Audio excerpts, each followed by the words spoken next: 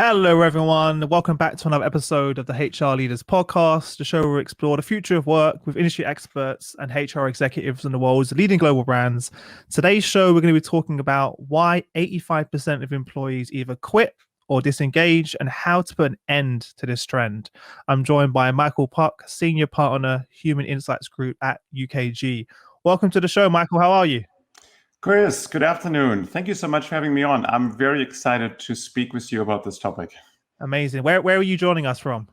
I am in Tennessee in the United States. Nice. It's probably nice and warm there, unlike us in the UK. It is actually not too warm right now. It's the comfortable time of the year. It's about I would say, between 15 and 20 degrees. Yeah. Make the most of it, because I know it's either going to get really, really hot or really, really cold. There's no in between. It will get really miserable. Yes, we're ready. We're ready for that.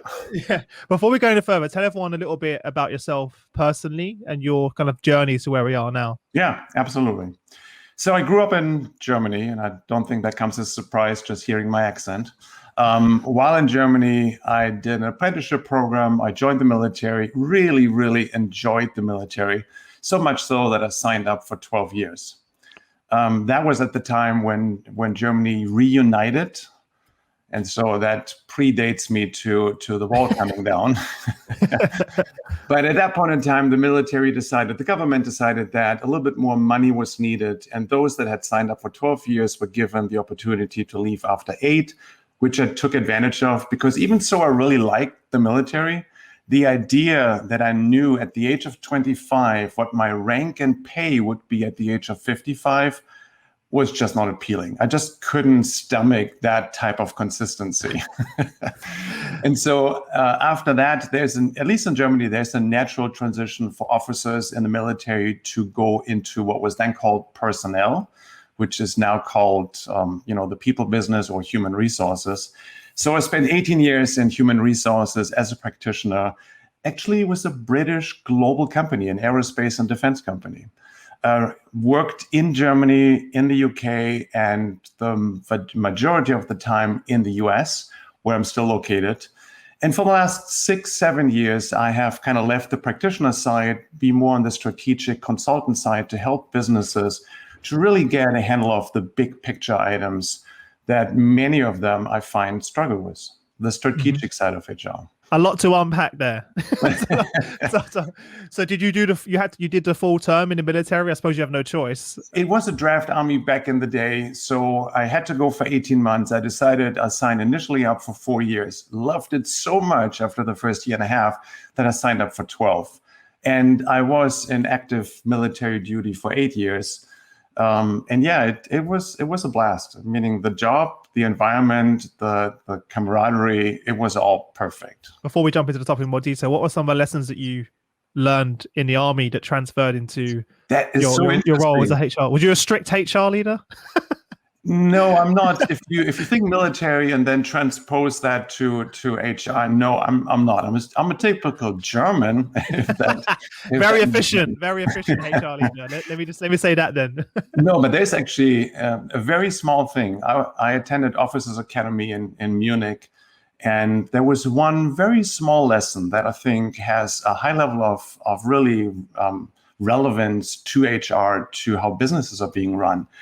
And that message was, leaders, or in this particular case, officers, always eat last. Not only do we eat last, we also cater the food to the troops. And the reason that was given when we initially were introduced to that is, it is more important for the troops to be well fed and well rested than it is for the officer. I think that is just something that made so much sense back then. And I think it makes a ton of sense in business environments as well.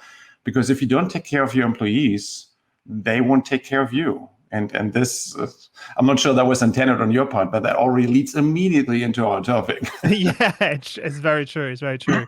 So on that point then, why have companies not been able to increase the number of actively engaged employees over the past 10, 20 years? We've not seen a huge increase. I think there is a misunderstanding, and it might actually go back as far as 80 years when Abraham Maslow initially introduced his hierarchy of needs.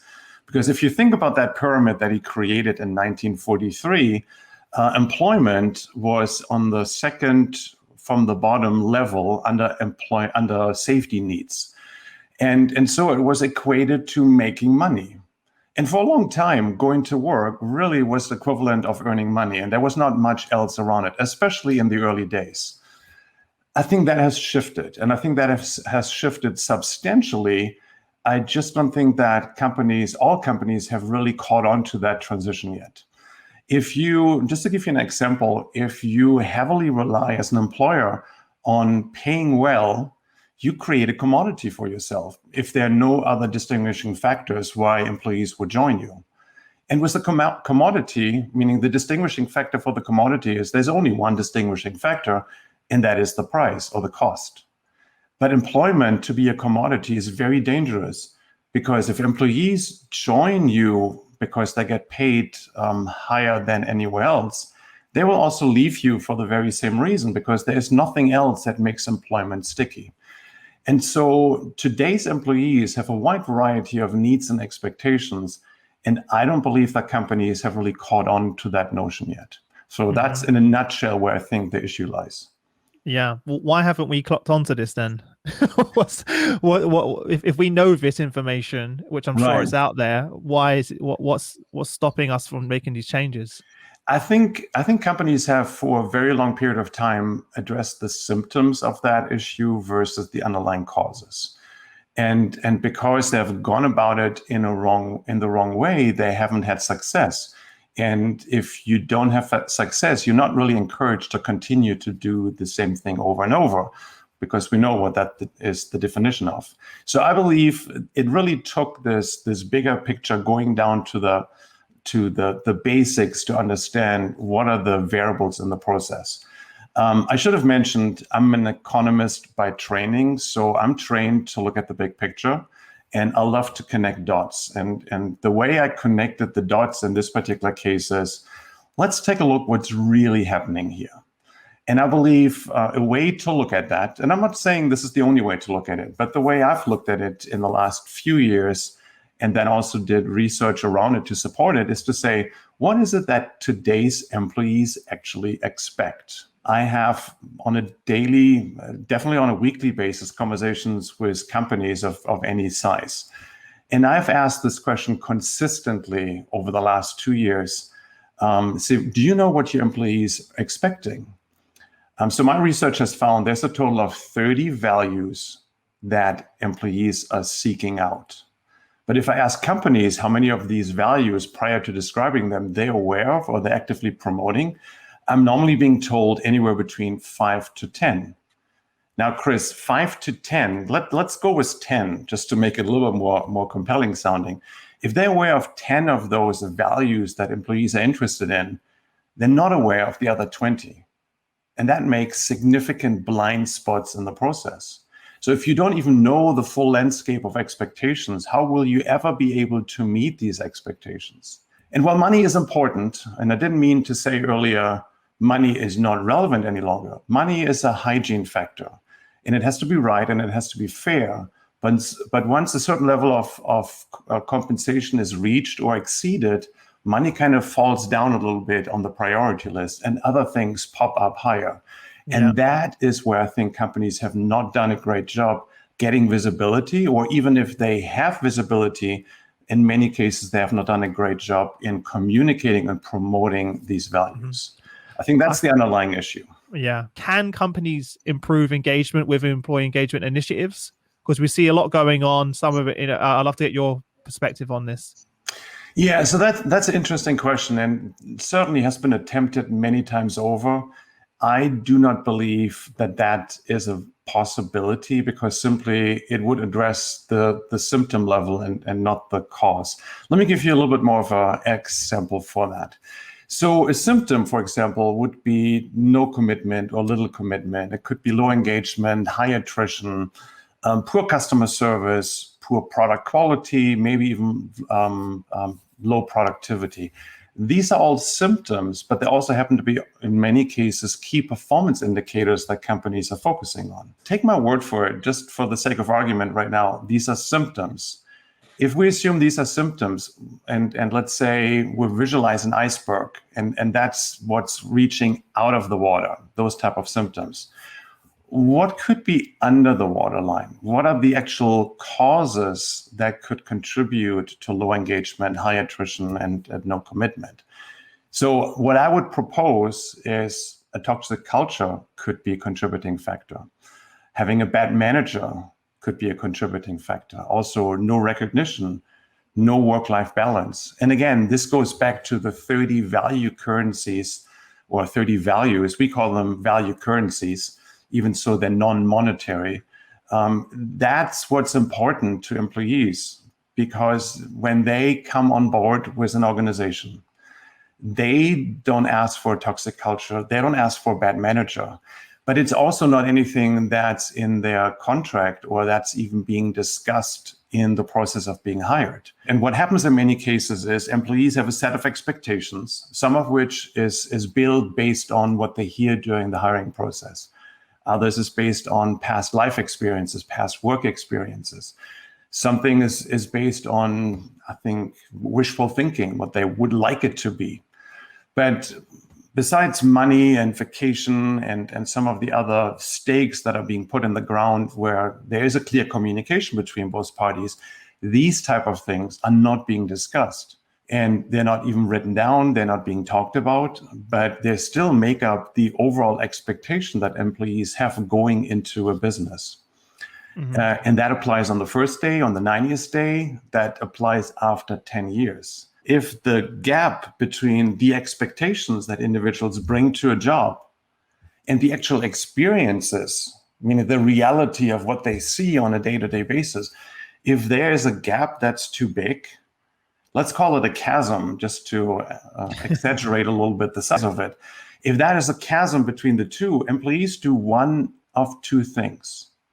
They either quit when they cannot reconcile the gap between the two, or, and I would say the second option is actually worse than the first, they disengage because they feel like they again get the short end of the stick, but companies pushing for them to give their everything, but they don't think the company is delivering on their part. And so you cause that chasm between the two parties. And that's what I refer to when I speak about the employer-employee dynamic. It is not on equal footing. It's not balanced out. And so if you don't address the underlying causes, to get back to your question, if you just try to tinker on the top with the symptoms, but you don't address the underlying issues, I don't believe you can fix the issue. I don't think you can create a trusting relationship by putting employee engagement initiatives in place, but not fixing the toxic culture and the bad manager. Does that make sense, Chris? No, 100%. There's no point putting all those initiatives in place if you're not you're just treating the symptoms and not the problem. Yeah. It makes complete sense. But I suppose it's easier for companies to do that than actually. It's a check in the box. We did that. Yeah, exactly. Is what I was thinking. But it's the easier of the two approaches. And if there is a shortcut, companies might be prone to take the shortcut, but the shortcut doesn't deliver the outcome. Can a good employee engagement program give you a peak in engagement? Can there be an improvement temporarily? Yeah, absolutely. Is it addressing the underlying issues? Not really. I'll give you one UKG specific example that really stood out to me when I joined the organization 2.5 years ago, because again, I had my list of criteria that I was screening against, and one of these criteria was I have to have a manager I can look up to. I need to have somebody that I see as a role model for myself, because even so, I'm officially middle-aged, maybe even a little bit beyond that. I still look for opportunities for growth, personal growth, not necessarily growth within an organization. But I wanted to have somebody that I can look up to, somebody who is supportive, somebody I can work with, somebody who's willing to support innovation. Something that stood out for me for UKG is a statement that our CEO, Aaron Ain, made, where he says, every employee deserves a great manager. And while that is a favorable statement, UKG actually put a program behind it that enables managers, and this program has teeth, to be a good manager. And with that type of teeth behind a program, you end up with a lot of great managers within an organization. Hmm. And so that, I think, is where the rubber meets the road. Not only say it, then also do it. And it's not an easy program to implement, but it has delivered exceptional results. I feel like a lot of people have had time to assess their life and kind of Yeah. think during the pandemic to think, do I really want to do this in my career? Is this really where I want to be? Like a lot of, like, now we're coming out of the pandemic. A lot of my friends, family members, and network are now looking at new opportunities and Mhm. look at, and whereas before the pandemic they perhaps weren't thinking about it, but now they're thinking, this is a bit of a wake up call. Is this really what I want to do? Yeah. Do you think there's going to be a big shift in this space? I think the pandemic is a huge catalyst. And I think companies that don't recognize that, I've been preaching for the last year since the beginning of the pandemic. If you think the job market has gotten easier, you are so wrong, because the job market has become much more difficult. Even so, the unemployment rates were skyrocketing temporarily. I said, it won't take long and it goes back down to zero talent pools. And now you have a group of potential employees that had the time to rethink what's really Yeah, important to them. exactly. And I think that is powerful and also dangerous for companies that don't catch that train or jump on that bandwagon in order to be prepared for that. I'll give you an example how we internally, one message that stood out to me, again, by our CEO, with the beginning of the pandemic, he sent out weekly video messages to all employees, all, I think, 12,800 at the time. And not only did he always end with, give hugs and kisses to your families, thank them for supporting you. He also empowered us as employees to take midday naps, to walk away from work and go and play a computer game, read a book, do whatever you need to do in order to take care of yourself. That's the most important part at the time that we're in. Take care of yourself. And I tell you, that message resonated so loudly because it came from the basis, from the foundation of, I care about my people. And our as we call it, tagline is, our purpose is people. And that came out of the merger between Ultimate Software and Kronos. But it is such a matching tagline for who we are and what we do. It really energizes us to come to work every single day. Definitely. You mentioned those 30 data points. What were the ones that companies were really missing? I'm sure there were some ones that stood out. What were the common ones? So you said there was 10 typically companies mentioned. What were those common ones? And then tell us some of the ones that companies were just completely missing or didn't even think about. Yeah, so that widely differed by company, and it also widely differs on which of those are most important by industry, sometimes by location. Mm-hmm. So that's really hard to pinpoint. I'll give you a few just to give you a sense. So there are 5 groups of them, just to break it out a little bit. But I'll give you what we have found to be the most influential ones. Okay, let's do that. Because that, I think, is something where most companies probably want to start. Yes. One is autonomy, or let me give you 2, autonomy and purpose. This is something that seems to be very high on the list of employees, and I think it has become even more important over the course of the last year. Manager, belonging, and culture are 3 that we see quite frequently being ranked not very high, but they are very important. And manager is probably the most frequent one, because if you think about it, the impact that a manager can have on my day-to-day experience at work is huge. And having good managers is critically important. Most companies, I create a little impact assessment for companies that I walk them through one-on-one. And so they end up self-evaluating themselves across all 30 values.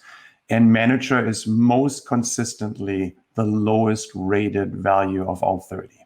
And that tells you something right there, I believe. Let's see, what else do we have? Recognition. Recognition is also one of these really important ones that companies could do very cheaply, very inexpensively, but many of them don't do it. Flexibility is huge. This is something that has grown over the last 12 months as well. Now more than ever. Yeah. Mentorship, and I think one of the biggest ones from a growth perspective is development. And that rings more true for younger individuals than for older individuals, or I should say more seasoned individuals, to be politically correct from HR perspective.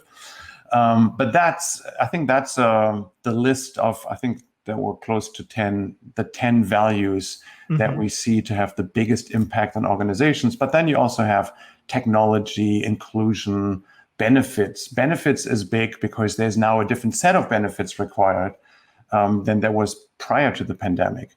The impact on mental health through the pandemic is huge, and how does the benefits package that the company provides? And I know this is very, very different in the US from the UK, but what is the companies can do to really help individuals to manage mental health issues? And how can companies remove the stigma around mental health?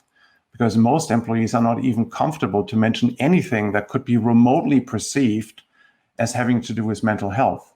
But as you can imagine, mental health is such a big issue now because the loneliness, the isolation, all of that has built on top of other issues that pre-existed before the pandemic.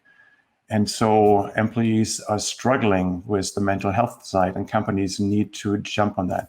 But that's just 1 out of 30. Getting them all 30 right, or at least the set that matters the most to your particular workforce, is critically important. Where do you recommend it? Because I'm sure people listening thinking, wow, I've got a lot of work to do. 30 different areas. Where do you recommend people listening to start? What's the starting point? What are the practical steps they can take now to move the needle? Yeah, the very first step is to really see the full landscape of the 30 values. As I said earlier, most companies have plenty of blind spots because they look only at a third of the values. Getting the full sense and really getting a sense of where do I have strengths and where do I have areas of improvement. That's the very first thing. I offer, and that's obviously limited based on it's just me doing it, but I offer a 30-minute impact analysis to say, let's walk through it. Let's take a look where you are at the moment, and then let's identify the top 3 action items you can take within the next 90 days that will help you to move in the right direction. I've written articles about it, so there are references out there I can make available. Chris, if you want to share that with your audience. Yeah, I'm sure people are like, I want that list of 30, so if we can grab a copy of that somewhere and we'll put it in the comment section for everyone. Yeah, it's not easy, meaning the first assessment step is super easy. It takes about 10, 15 minutes to complete. What comes afterwards is an ongoing, it's like a continuous improvement effort from an employee perspective, from a what value experience perspective. And it has to be on an ongoing basis because these type of expectations are dynamic. They're not static. They change. And the pandemic was a great example how quickly something can change. And now companies need to retool and address different desires and needs. Do you think that the pandemic's going to increase the speed that companies are now taking this more serious? No, I think if there's anything positive that came out of the pandemic, it is that it is acting as a catalyst for companies to revisit, reevaluate, and take the right steps. UKG is putting out on an annual basis what we call the megatrends. And one of the megatrends, there are normally 3. And so one of the megatrends for 2021 is people before profits. It is a shift in how companies look at how important people are in the process. And this is long overdue. This should have happened 30, 40 years ago. But we were so focused on exploring technology and all these cool manufacturing technologies that were developed in Japan and in all the other stuff, but people. And I think now, with the pandemic being the catalyst for this, I think now companies are really driven to the point to say, we need to take a look at the people side. And we truly believe that people will make all the difference. People are the key stakeholder, and all other stakeholders are around it. If you take care of your people take care of your business. The one term that I think I would also recommend for individuals to research or to look up, because it has been around for almost 50 years in the literature, it's called the psychological contract. And the psychological contract, I know it's not well known, but I think it's very important to understand because it describes really the relationship between the employer and employee when it comes to expectations.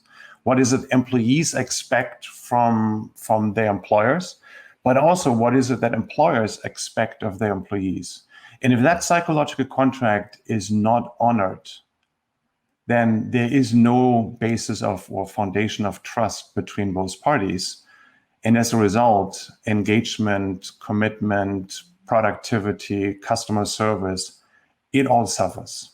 Because imagine, Chris, you and I, if we work for an organization and we don't like how we're being treated because our expectations are not being met, how compelled are we to really give discretionary effort and to push extra hard and to bring ourselves completely into the role?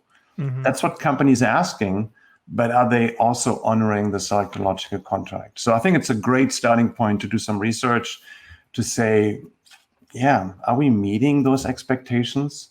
And do we even know what the expectations are? Yeah. And I think that's where I would recommend companies start their research because that's where I believe the root of all evil sits. Yeah. And that starts from the really big, all the way from the beginning, right? From the moment they even read a job spec. Yeah. All the way through, right? This isn't once they're employed. This is from the very, very beginning. The amount of times I'm sure everyone listening has been hired in a role and they're like, wait a minute, this is not what I signed up for as well. So we need to be looking at the entire end-to-end process. Fully agree, Chris. I would take it a step further to say companies should try to push their potential new hires off by being brutally honest. Because if you're not brutally honest, you contribute for them to build a set of expectations that is not rooted in reality. And this could be not you saying something that's not true. It could be simply you not saying something that they need to hear. For example, if I'm being hired in and the hiring manager knows that my manager is somewhat of a difficult guy to deal with, then tell me that during the interview process. I know this is completely again. Could you imagine? No, I see what you're saying. The radical transparency would because at the end of the day, that's only going to happen anyway, and they're going to leave. Yeah. So why not be completely transparent up front, and as opposed to going through all of that effort onboarding someone, becoming a company. Only to find out, and that's something that drives me crazy with companies with all these kind of false promises. It's like they're gonna get found out. Yeah. It's like people will find out as well. So you better be, completely transparent internally and externally because people are going to find out anyway, right?